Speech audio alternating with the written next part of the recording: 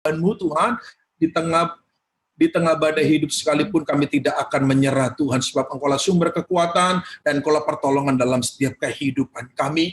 Kami bersyukur kami punya Tuhan yang dahsyat, yang luar biasa, yang senantiasa menyertai setiap kehidupan kami, sehingga kami bertemu lagi, Tuhan, walaupun selewat aplikasi Zoom, namun tidak menyudutkan untuk kami datang beribadah kepada Tuhan, karena kami tahu Tuhan Roh-Mu ada di tengah-tengah kami, melawat dan menjamah setiap kehidupan kami. Terima kasih Tuhan, Engkau tidak dibatasi oleh waktu, dan Engkau tidak dibatasi oleh ruang, sehingga kami boleh bersekutu bersama-sama, beribadah dan meninggikan nama Tuhan. Engkaulah sumber kekuatan, Engkaulah sumber pertolongan dalam setiap kehidupan kami. Terima kasih Bapak, urapi setiap kami Tuhan. Kami bersyukur buat pujian, penyembahan yang sudah kami naikkan di hadapan Tuhan, dan kami terlalu percaya Roh-Mu ada di tengah-tengah kami. Melalui aplikasi ini Tuhan, Engkau juga ada di tengah-tengah setiap kami, di antara keluarga-keluarga yang beribadah dimanapun mereka berada Tuhan. Mereka beribadah dan mereka mengalami perjumpaan dengan Tuhan. Terima kasih Bapak, terima kasih Tuhan. Urapi hamba-Mu, yang tidak ada apa-apanya ini Tuhan. Urapi setiap kami dengan pengurapan yang datangnya daripada Tuhan. Demi nama Tuhan Yesus Kristus kami mengucap syukur dan berdoa, biarlah kami bertumbuh di dalam pengenalan akan Tuhan. Ada buah-buah pertobatan yang kami munculkan dalam kehidupan kami, sehingga kami hari lepas hari bertumbuh di dalam pengenalan akan Tuhan. Demi nama Tuhan Yesus Kristus, mari umat Tuhan yang siap menjadi pelaku kebenaran firman Tuhan, sama-sama dengan saya katakan amin. Salam damai sejahtera buat kita semua, shalom. Yang dengar suara saya boleh lambaikan tangannya, shalom. Walaupun di mute, tapi kita bisa berkomunikasi ya. Salam damai sejahtera buat kita semuanya, Bapak Ibu. Apa kabarnya hari ini? Tentunya kita semua luar biasa dalam pemeliharaan Tuhan, betul ya? Haleluya, sudah lama kita tidak bertemu. Harusnya di awal tahun kemarin, tanggal 3 Januari kita bertemu, Bapak Ibu. Namun karena satu dan lain hal, saya harus memakamkan gembala dan juga kakak saya sendiri ya, karena meninggal, dipanggil Tuhan pulang ke rumah Bapa di sorga. Jadi kita cancel jadwalnya. Waktu itu digantikan sama Pastor Samuel Simanjuntak, teman saya ya. Nah, Bapak Ibu, sudah hampir ini tahun kedua kalau tidak salah ya. Waktu itu kita juga sudah pernah bertemu di via online, di Zoom juga. Kalau tidak salah 17 Mei. Ya, hari ini bulan Mei juga, di akhir bulan Mei, tanggal 30, waktu itu tanggal 17 Mei. Jadi tepat sudah 1 tahun ya, jadi ini tahun kedua kita beribadah secara online. Tapi kita percaya Tuhan pun hadir di tengah-tengah kita, amin. Tidak menyudutkan semangat kita untuk kita datang beribadah kepada Tuhan. Tuhan ciptakan juga ini aplikasi Zoom supaya kita juga bisa bersekutu di hadapan Tuhan. Supaya kita juga tidak tergantung sama ruangan. Ya. Dimanapun kita berada, kita bisa memuji dan meninggikan nama Tuhan. Nah, baik Bapak Ibu, salam dan sejahtera buat kita semuanya. Hari ini saya mau berkhotbah dengan tema iman di masa sukar. Apa tema khotbah saya Bapak Ibu?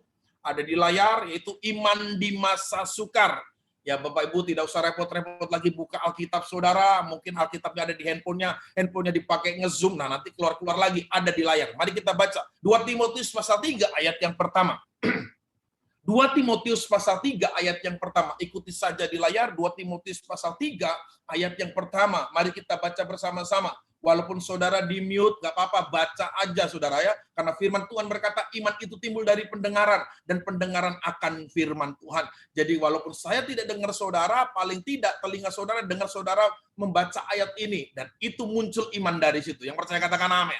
Ya, mari kita baca bersama-sama. 2, 3. Ketahuilah bahwa pada hari-hari terakhir akan datang masa yang sukar. Sekali lagi, ketahuilah bahwa pada hari-hari terakhir akan datang masa yang sukar. Nah, Bapak Ibu saudaraku yang dikasih dalam nama Tuhan, mau setuju sama saya atau tidak Bapak Ibu bahwa yang saya mau katakan, hari-hari ini kita sedang ada di tengah-tengah masa yang sukar. Betul ya?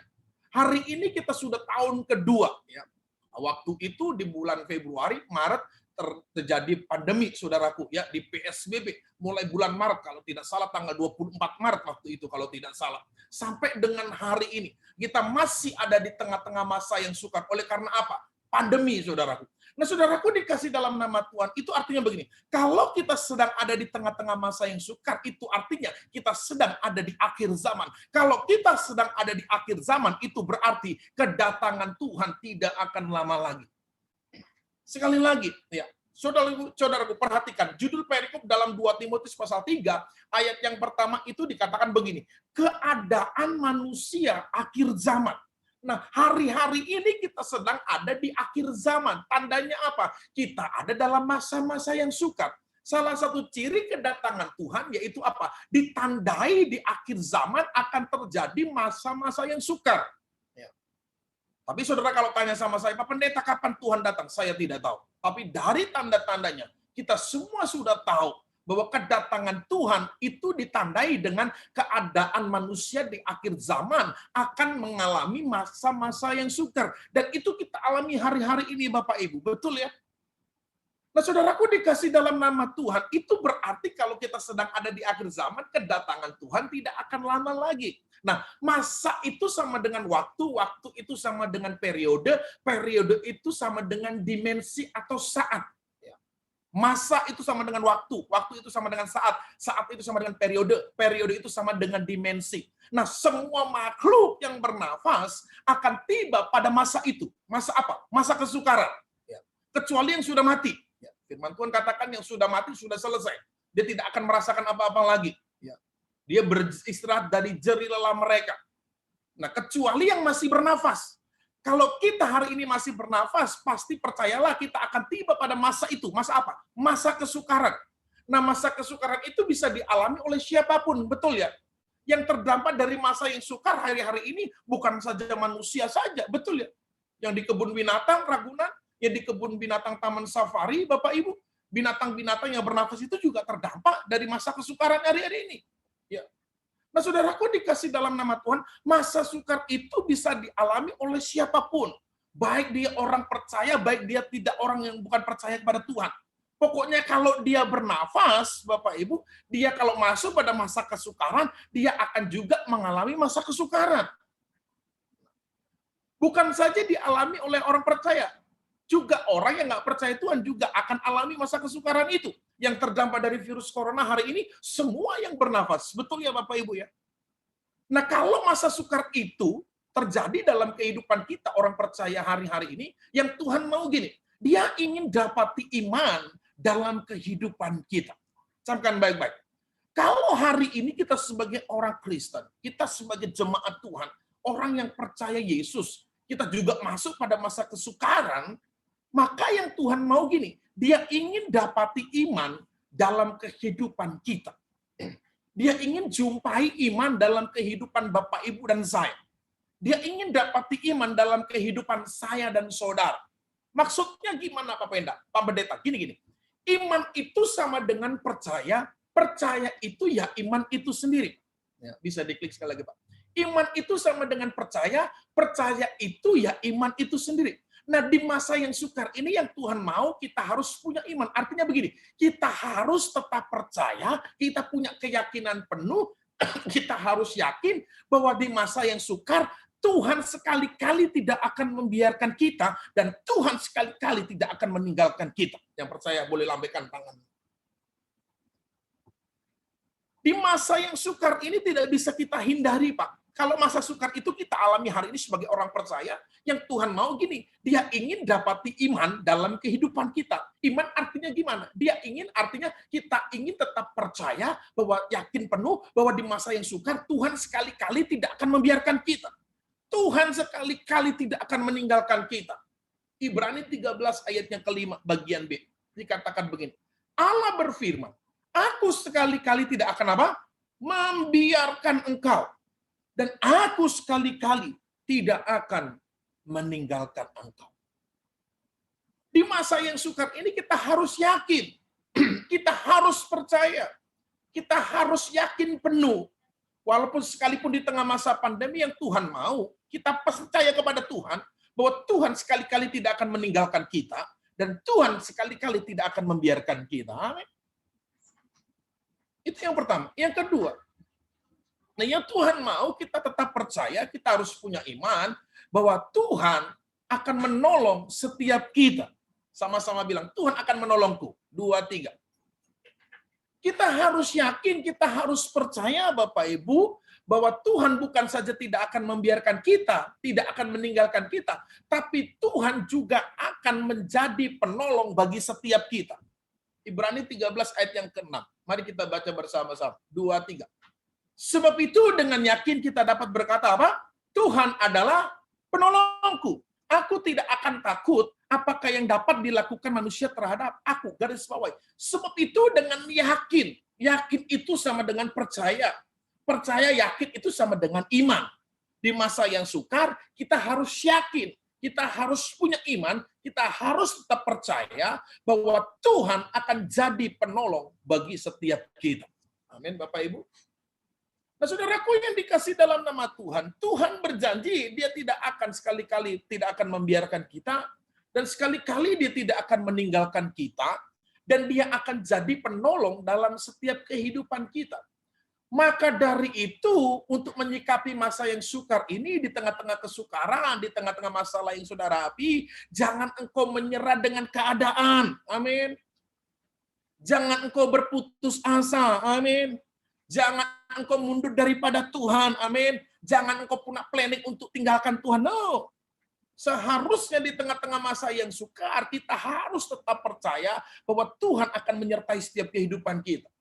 Dia tidak akan membiarkan kita. Dia tidak meninggalkan kita. Dia akan jadi penolong setiap kehidupan kita. Maka dari itu, terhadap masalah yang kau hadapi, kau jangan menyerah keadaan. Amin. Bukankah kita sering kali nyanyi di hadapan Tuhan, ku tak akan menyerah pada apapun juga, sebelum ku coba semua yang ku bisa, tetapi ku berserah kepada kehendak-Mu. Hatiku percaya. Hatimu mesti percaya. Itulah iman yang harus ada dalam kehidupan Bapak Ibu Saudara. Harus ada dalam kehidupan kita. Di tengah masa yang sukar, betul kita ada di dalamnya. Tapi yang Tuhan mau, kita harus yakin, kita harus percaya. Tuhan sekali-kali tidak akan meninggalkan kita. Tuhan sekali-kali tidak akan membiarkan kita. Dan Tuhan akan jadi penolong dalam setiap kehidupan kita. Yang percaya boleh kepret-kepretin tangannya, saya mau lihat saudara merespon. Puji Tuhan. Yes, saudaraku dikasih dalam nama Tuhan. Jangan kau menyerah dengan keadaan. Yang bisa you maksimalkan, maksimalkan. Amin. Wah, saya lihat Bapak Ibu hari-hari ini, selama masa pandemi, banyak orang-orang jemaat Tuhan itu kreatif-kreatif ya. Mulai jualan-jualan online, jualan kue, jualan apa saja yang bisa dimaksimalkan. Gereja kami pun begitu, Bapak Ibu. Terdampak juga karena virus corona, pandemi masa kesukaran ini. Tapi apa yang dilakukan jemaat-jemaat? Mereka berusaha membuat yang mereka bisa kerjakan. Untuk apa? Ya dari kita, oleh kita, untuk kita. Mereka yang jualan, kita yang beli. Kita jualan, mereka yang beli. Supaya apa? Ekonomi kecilnya, mikronya itu terbangun. Supaya ekonominya tetap jalan. Nah, saudaraku dikasih dalam nama Tuhan, jangan kau menyerah dengan keadaan. Kenapa? Sebab janji Tuhan, dia tidak akan membiarkan kita. Jangan kau menyerah dengan keadaan, sebab apa? Janji Tuhan, dia tidak akan meninggalkan kita. Jangan kau menyerah dengan keadaan di masa yang sukar ini, sebab apa? Tuhan berjanji, dia akan jadi penolong bagi setiap kehidupan kita. Amin. Nah, saudaraku dikasih dalam nama Tuhan, sekarang kita pelajari yuk, bagaimana caranya supaya kita bisa membangkitkan iman di masa yang sukar ini. Nah, bagaimana caranya supaya kita bisa membangkitkan iman di masa yang sukar ini? Yang pertama, tidak bisa tidak. Tetaplah terus berdoa. Sama-sama bilang dalam diri saudara, sama jiwa saudara. Tetap terus berdoa. Ya, tepuk pundak, tepuk dada saudara. Aku harus tetap berdoa. Tepuk dada saudara. Aku harus tetap berdoa. Yes. Supaya iman kepercayaanmu tetap bangkit di tengah masa yang sukar ini, maka jangan pernah berhenti untuk engkau terus berdoa. Tetap terus berdoa kepada Tuhan. Karena begini. Tuhan itu dahsyat, Tuhan itu hebat, Tuhan itu sumber mujizat, Tuhan itu banyak pertolongannya, kuasanya tak terbatas. Sedangkan manusia kita ini kecil, kita terbatas, kemampuan kita terbatas, kekuatan kita terbatas. Supaya kita bisa melakukan perkara-perkara yang tak terbatas, ya kita mesti terhubung dengan Tuhan yang tak terbatas. Mediasinya apa? Doa. Jembatannya itu supaya kita terhubung dengan Tuhan yang tak terbatas. Jembatannya itu doa supaya kita terhubung dengan Tuhan yang di sorga. Yaitu dengan tetap terus berdoa. Sebab begini Bapak Ibu, doa itu bisa mengubah segala sesuatu. Yang percaya boleh dada-dada. Sebab doa itu sanggup mengubah segala sesuatu, Bapak Ibu. Oh iya dong, seringkali kan kita nyanyi. Saat keadaan di depanku ada di luar kemampuanku, ku berdiam diri mencarimu. Doa mengubah segala sesuatu. Sebab doa itu sanggup mengubah segala sesuatu, Bapak Ibu. Ya. Bagaimana supaya kita bisa melakukan perkara-perkara yang mustahil menurut ukuran manusia? Ya kita harus terhubung dengan Tuhan, pembuat mukjizat itu, yang sanggup melakukan perkara-perkara yang tidak mustahil dalam setiap kehidupan kita. Nah, dalam hidup kita ini, saya temukan ada dua pribadi yang sanggup mengubah kemustahilan, Bapak Ibu. Tuhan yang pencipta langit dan bumi, yang mengendalikan cuaca. Yang kedua, yaitu pribadi yang namanya Elia. Siapa itu Elia? Elia itu manusia biasa sama seperti kita. Tapi bagaimana luar biasanya dia bisa perintahkan cuaca supaya hujan tidak turun selama 3,5 tahun. Dia perintahkan hujan tidak turun dan hujan tidak turun. Dia perintahkan hujan turun setelah 3,5 tahun hujan turun. Siapa Elia? Manusia biasa, sama seperti kita. Yuk kita lihat Yakobus 5 ayat 17 dan 18 yuk kita baca bersama-sama sekali lagi. Walaupun suara saudara tidak terdengar karena di-mute, baca saja firman Tuhan ini karena iman itu timbul dari pendengaran akan firman Tuhan. Saudara sendiri yang bertumbuh. Baca bersama-sama. Yakobus 5 ayat 17 sampai dengan 18. Elia adalah manusia biasa sama seperti kita. Dan ia telah bersungguh-sungguh berdoa supaya hujan jangan turun. Dan hujan pun tidak turun di bumi selama 3 tahun dan 6 bulan.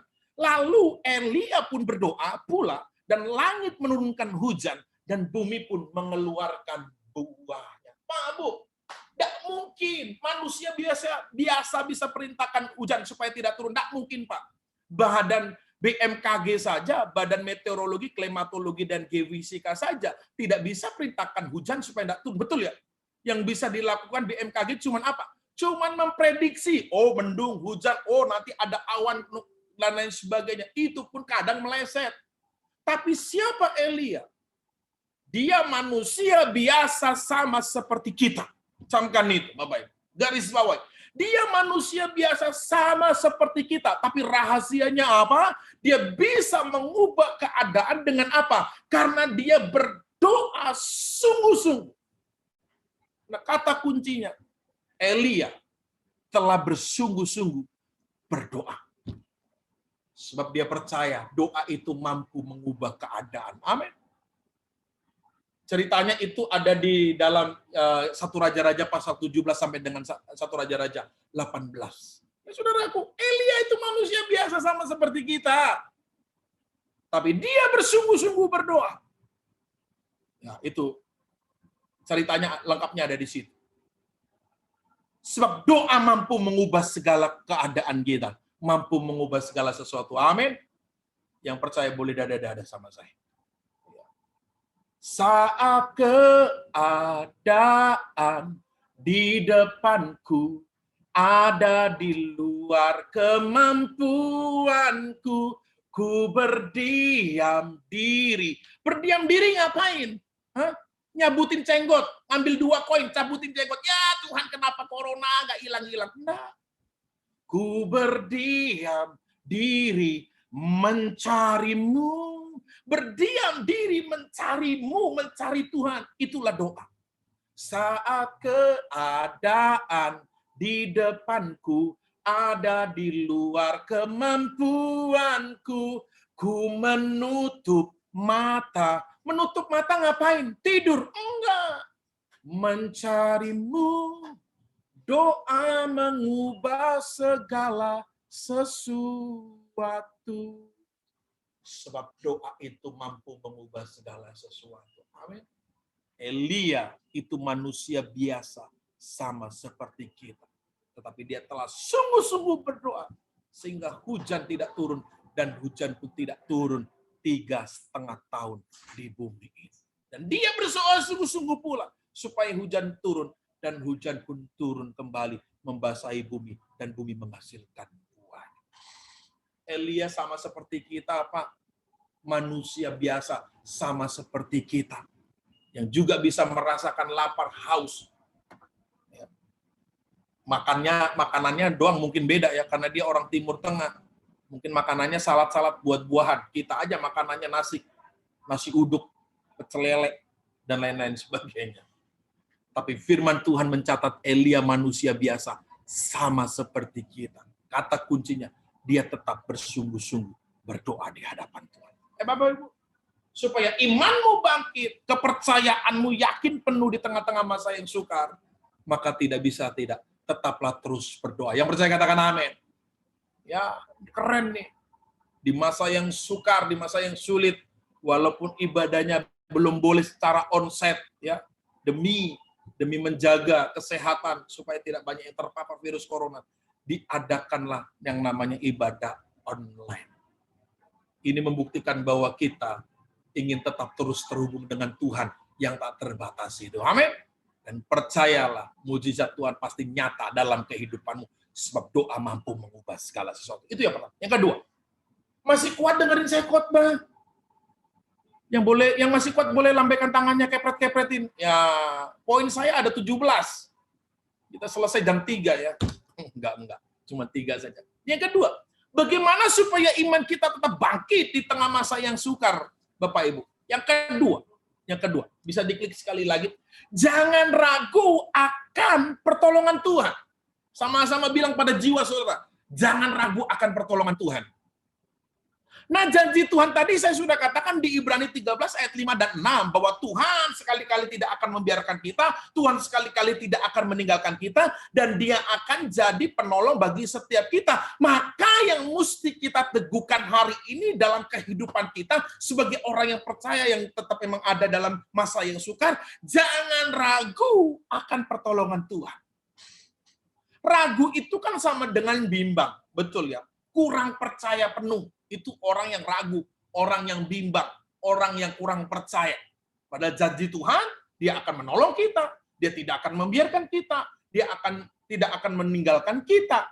Yang mesti kita teguhkan dalam kehidupan kita hari ini, jangan ragu, jangan bimbang akan janji pertolongan Tuhan. Sebab apa? Firman Tuhan berkata, orang yang ragu, orang yang bimbang, jangan harap dia akan menerima sesuatu dari Tuhan. Yakobus 1 ayat 6 dan 7.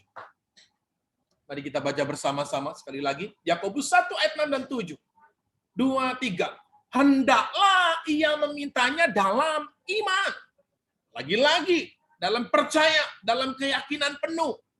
Dan sama sekali jangan bimbang, atau ragu, atau kurang percaya. Sebab orang yang bimbang, orang yang ragu, orang yang kurang percaya, sama dengan gelombang laut yang diombang-ambingkan kian kemari oleh angin. Contohkan, orang yang demikian janganlah mengira bahwa ia akan menerima sesuatu dari Tuhan. Bapak Ibu, jangan pernah ragu lagi akan janji Tuhan, sebab Dia adalah sumber pertolongan bagi setiap kehidupan kita. Tetap percaya di tengah masa yang sukar, di tengah-tengah pandemi hari-hari ini, Tuhan masih akan memberikan pertolongan bagi setiap kehidupan kita. Kata kuncinya jangan ragu, jangan bimbang, supaya apa? Kita menerima sesuatu dari Tuhan, pertolongannya, mujizatnya, kuasanya di tengah-tengah masa yang sukar. Nah, saudaraku dikasih dalam nama Tuhan, pemazmur Daud tuh hebat loh Bapak Ibu. Setiap hari dia diperhadapkan dengan peperangan, dengan bangsa-bangsa yang melawan dia. Setiap hari dia diperhadapkan dengan apa? Singa-singa beruang yang hendak memakan kambing dombanya ketika dia sedang menggembala domba. Tetapi yang luar biasa yang dikerjakan Daud apa? Daud sedikit pun tidak pernah ragu akan janji Tuhan. Bahkan Daud katakan, saudaraku, Mazmur 121 ayat 1 dan 2. Baca bersama-sama yuk. 2, 3.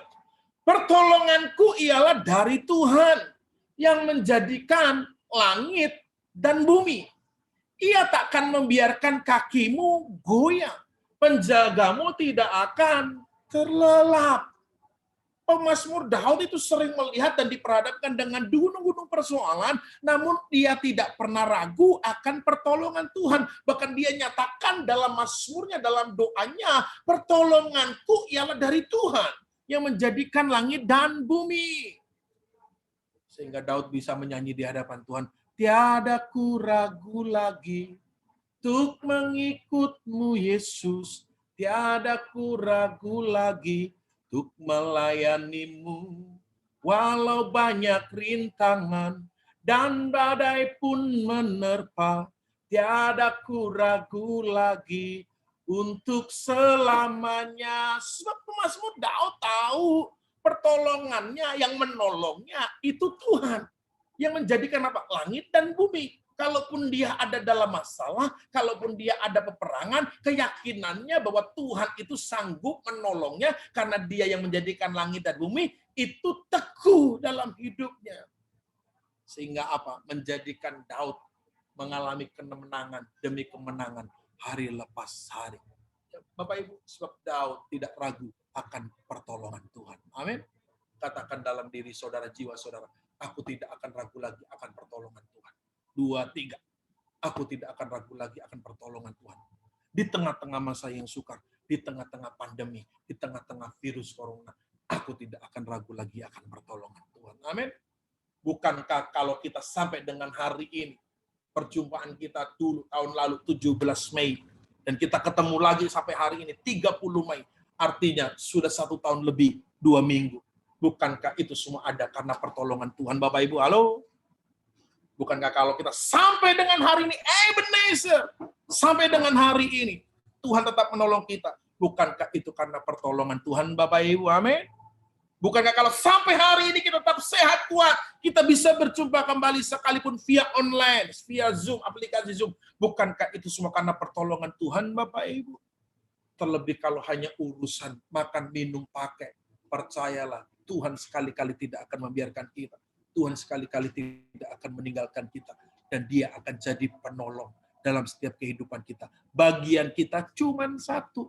Jangan ragu, jangan bimbang akan janji Tuhan itu. So, orang yang bimbang, orang yang ragu, jangan harap dia akan menerima sesuatu dari Tuhan.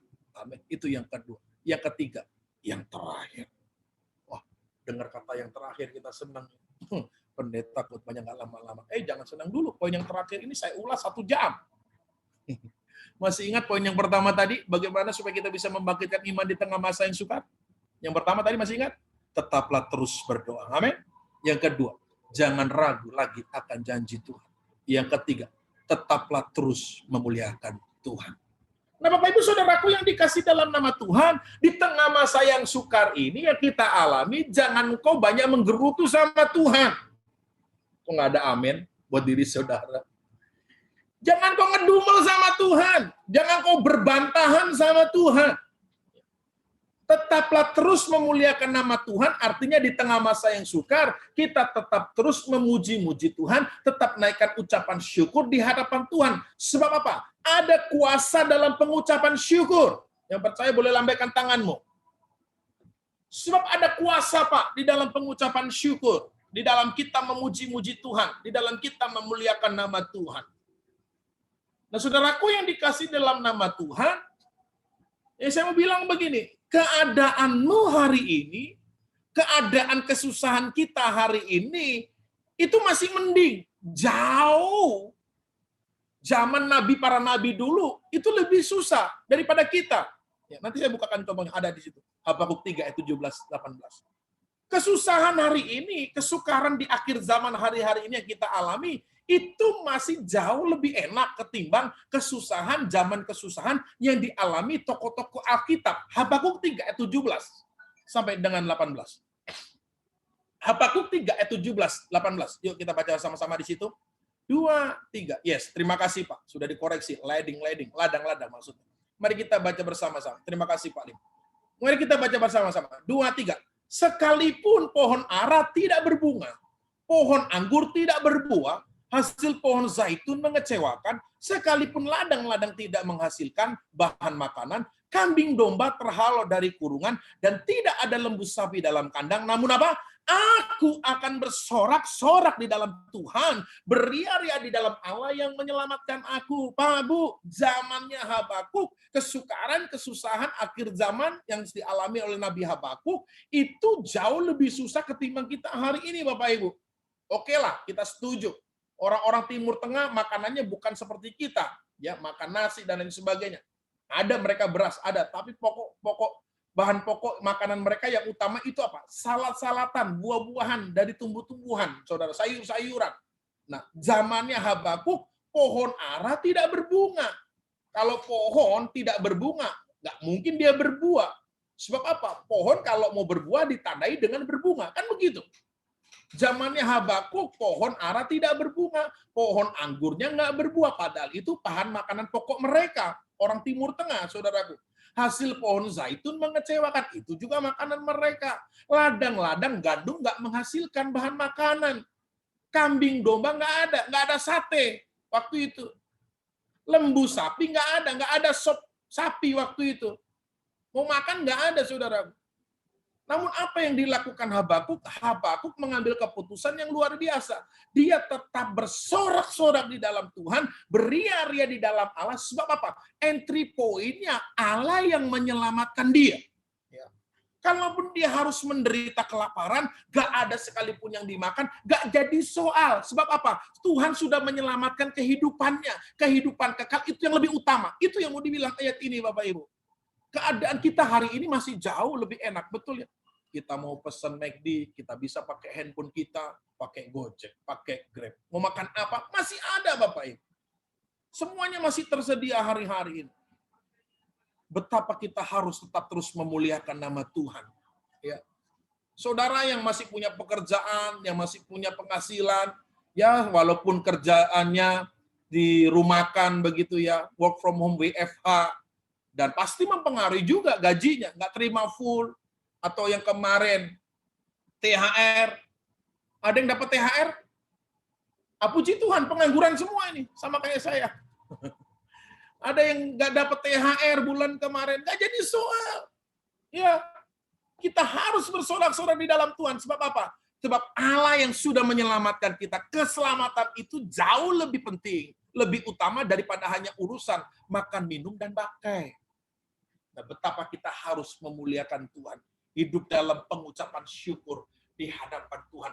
Kalaupun hari ini kita masih ada dalam kesusahan, kita harus bersorak-sorak di dalam Tuhan. Kalaupun hari ini kita ada dalam masa kesukaran, kita harus beria-ria di dalam hati. Sebab ada kuasa dalam pengucapan syukur. Saya akhiri dengan ayat ini, Bapak Ibu. Masih ingat dengan cerita Kisah Rasul pasal 16 ayat yang ke-25. Ya. Ini ceritanya Paulus dan Silas. Kisah Para Rasul 16 ayat 25. Ya. Ini ceritanya Paulus dipenjarakan, di penjara di bagian yang paling dalam sama Silas. Ya. Sebenarnya ada alasan Paulus untuk apa? Berontak sama Tuhan. Sebab apa? Tuhan yang pilih dia langsung, betul ya? Waktu dalam perjalanan menuju ke Damsyik, di tengah perjalanan dia dijumpai Tuhan dengan sinar terang putih, sehingga dia membuat apa? Paulus buta 3 hari. Itu awal perjumpaan Saulus bertobat dan jadi namanya Paulus, saudara. Sebenarnya ada alasan Paulus bisa berontak menyalahkan Tuhan. Tuhan, you yang pilih aku langsung, tetapi kenapa you yang berhadapan aku dengan banyak persoalan? Betul ya? Di penjara, dirajam, karam kapal, kelaparan, kedinginan, itu cerita yang di dalam Kisah Para Rasul. Tapi apa yang dilakukan Paulus? Pada waktu dia ditangkap di penjara, dia dibelenggu kaki dan tangannya dengan rantai dengan Silas. Tapi apa yang dilakukan Paulus? Dia tidak menggerutu, dia tidak menyalahkan Tuhan, dia tidak protes sama Tuhan. Tetapi yang dilakukan Paulus, tetapi kira-kira tengah malam, Paulus dan Silas apa? Berdoa dan apa? Menyanyikan puji-pujian kepada Allah, dan orang-orang hukuman lain mendengarkan mereka. Dia tidak salahkan Tuhan, tidak menyalahkan Tuhan yang sudah panggil dia, yang menghadapkan dia dengan banyak masalah. Tidak. Tetapi kira-kira tengah Alkitab mencatat, kira-kira tengah malam Paulus dan Silas berdoa dan menyanyikan puji-pujian kepada Allah. Lalu apa yang terjadi, Bapak Ibu? Mujizat terjadi karena dia terhubung dengan Tuhan pembuat mujizat. Terjadilah gempa bumi yang hebat, yang dahsyat, sehingga apa? Membelah sendi-sendi penjara. Terbelah itu penjaranya, saudara. Bukan hanya membelah sendi-sendi penjara, tetapi rantai-rantai yang membelenggu tangan dan kaki Paulus itu terlepas, gugur, kata firman Tuhan. Lalu apa yang terjadi? Kepala penjara ketakutan, dipikirnya Paulus, Silas, dan tahanan yang lainnya kabur, tapi tidak. Di balik kegelapan, Paulus katakan, tenanglah, kami masih tetap ada di sini. Dan disitulah terjadi titik balik pertobatan dari kepala penjara yang menerima Yesus. Dia dan seisi keluarganya dibaptis. Maka dari itu, Bapak Ibu, jangan pernah takut dengan keadaan yang kita alami hari-hari ini. Amin. Dan jangan pernah menggerutu.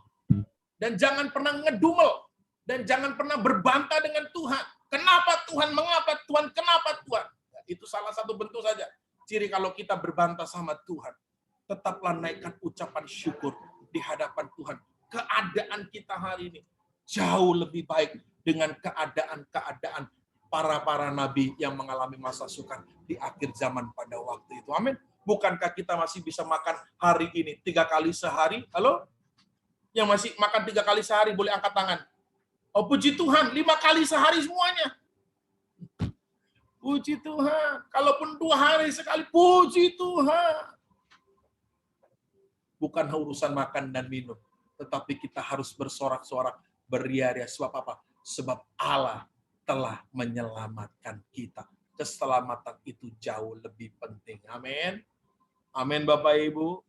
Di tengah-tengah masa yang sukar, tetaplah miliki iman. Sebab janji Tuhan, dia tidak akan membiarkan kita, tidak akan meninggalkan kita, dan dia akan jadi penolong dalam setiap kehidupan. Musim yang lalu, tahun-tahun yang lalu, kita disertai Tuhan. Percayalah, di musim-musim hari-hari ini, di masa-masa yang sukar hari ini, Tuhan tetap ada bersama dengan kita. Amin. Engkau ada bersamaku di setiap musim hidupku. Musim jauh sebelum corona kita tetap dipelihara Tuhan, dilindungi Tuhan, disertai Tuhan. Musim corona, musim pandemi hari-hari ini, kita pun tetap dilindungi Tuhan, diberkati Tuhan, disertai Tuhan. Sebab dia Allah yang Immanuel. Tetaplah terus berdoa. Jangan ragu akan janji Tuhan, akan pertolongan Tuhan. Dan tetaplah terus memuliakan nama Tuhan. Naikkan ucapan syukur di hadapan Tuhan. Jemaat Tuhan di GBI Jatinegara Timur. Terus berdoa, jangan ragu akan pertolongan Tuhan, tetaplah terus memuliakan nama Tuhan. Amin. Buat firman Tuhan. Amin. Mari kita bersatu hati dalam doa. Kami bersyukur buat firman yang datang dalam kehidupan kami, Tuhan, yang mengajar kami, sekalipun kami hari-hari ini di tengah-tengah masa yang sukar, di tengah-tengah pandemi, di akhir zaman, dengan ditandai dengan masa-masa yang sukar, dan kami pun alami akan hal itu. Namun kami bersyukur yang Tuhan mau, kami harus tetap memiliki iman. Punya iman, tetap percaya, yakin penuh bahwa janji Tuhan sekali-kali tidak akan membiarkan kami, sekali-kali Engkau tidak akan meninggalkan kami, dan Engkau akan jadi penolong dalam setiap kehidupan kami. Oleh karenanya Tuhan, biarlah Tuhan kami membangkitkan iman kami di tengah-tengah masa yang sukar, sekalipun mungkin ibadah masih dilakukan secara online, tapi ini bukti kami mau tetap terus berdoa di hadapan Tuhan.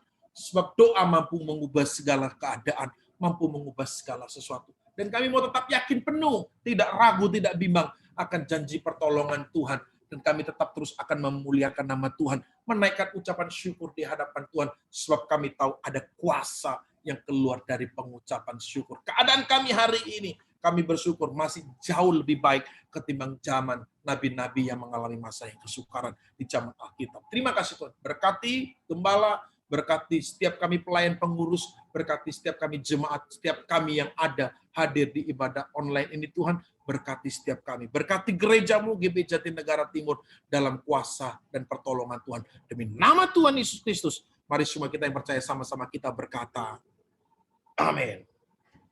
Amin.